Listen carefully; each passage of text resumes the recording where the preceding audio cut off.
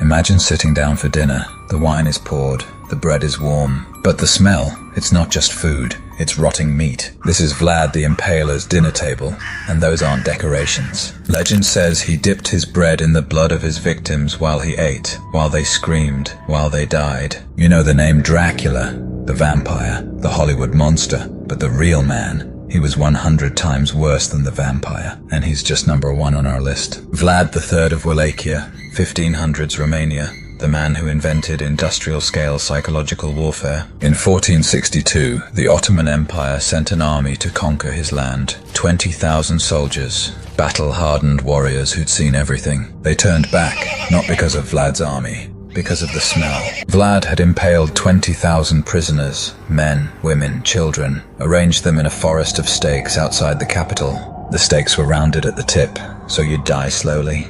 Hours, sometimes days. Turkish envoys came to negotiate once. They refused to remove their turbans out of respect for their religion. Vlad said, "If you won't remove them, I'll make sure they stay on forever." He nailed their turbans to their skulls, then sent them back to the Sultan, still alive, as a message. He placed a golden cup in the main square of his capital. Solid gold, worth a fortune. Anyone could take it. It sat there for years. No one touched it. Not because they were honest, because they were terrified. The punishment for stealing from Vlad. You became part of the forest. Vlad was sadistic, but he only killed thousands. The next guy, he killed 11% of the entire human race. Genghis Khan. The name sounds legendary, heroic even. It's not. He didn't just conquer, he erased. Entire cities, entire cultures, gone. A governor insulted him once, killed his ambassador. Genghis had molten silver poured into his eyes and ears while he was alive. In the city of Nishapur, he killed everyone, every single person, over 1 million people.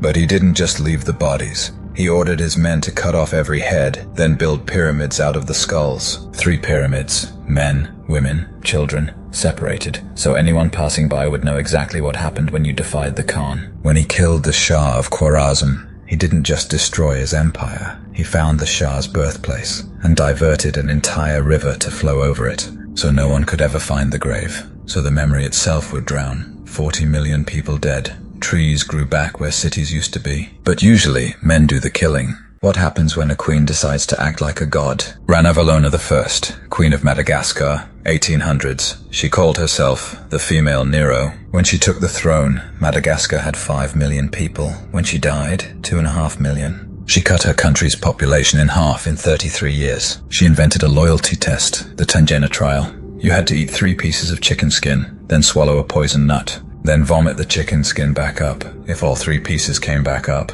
you lived. If you only vomited 2 pieces, or 1, you were hacked to pieces. Right there. Thousands took the test. Most failed. But the worst? The buffalo hunt. She commanded 50,000 people to go on a royal buffalo hunt. For sport. For her entertainment. They carried no food, no water, no supplies. Just walk. Hundreds of miles through jungle. 10,000 people died of starvation and exhaustion just walking there. They never even saw a buffalo. She didn't care. It was about power. She killed strangers, but our next monster killed family. Ivan IV, Tsar of Russia, 1600s. They called him the Terrible for a reason. He created the Oprichniki, his secret police. They rode black horses, wore black robes, and tied severed dog heads to their saddles. The dog heads were symbols. Dogs sniff out treason. They'd raid villages at night, drag people from their beds, entire families. Ivan had a favorite execution method, giant frying pans, big enough for a human body. He'd fry his enemies alive in oil. He beat his pregnant daughter-in-law because he didn't like her dress. Beat her so badly she miscarried. His son Ivan confronted him, demanded to know why. Ivan the Terrible grabbed his iron-tipped staff and struck his son in the head. The heir to the Russian throne, dead, killed by his own father. Ivan killed his future, but our next monster decided to kill the past. Pol Pot, Cambodia, 1970s. He wanted to create paradise. Instead, he created hell. The Khmer Rouge, year 0. Pol Pot decided to reset civilization. Back to farming. No technology, no education, no past. If you wore glasses, you were smart. If you were smart, you were an enemy. Executed. Teachers, executed.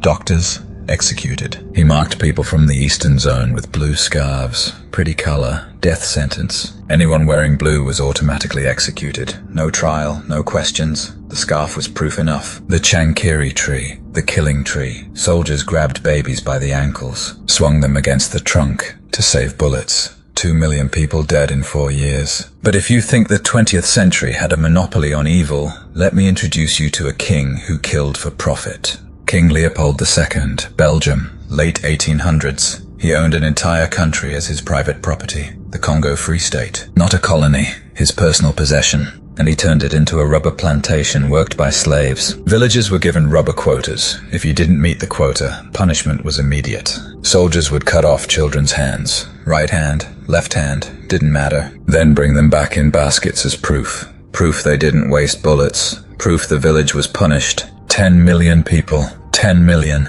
worked to death, mutilated, starved, while Leopold lived in Brussels eating pastries and funding monuments. He never set foot in the Congo. Never saw what he ordered, just counted the money. From nailing turbans to skulls to collecting children's hands in baskets, history is a horror movie, and these were the directors. Vlad, Genghis, Ranavalona, Ivan, Pol Pot, Leopold. Which one of these monsters deserves the bottom circle of hell? Vote in the comments. Subscribe to Tyrant Tales, because the monsters are real.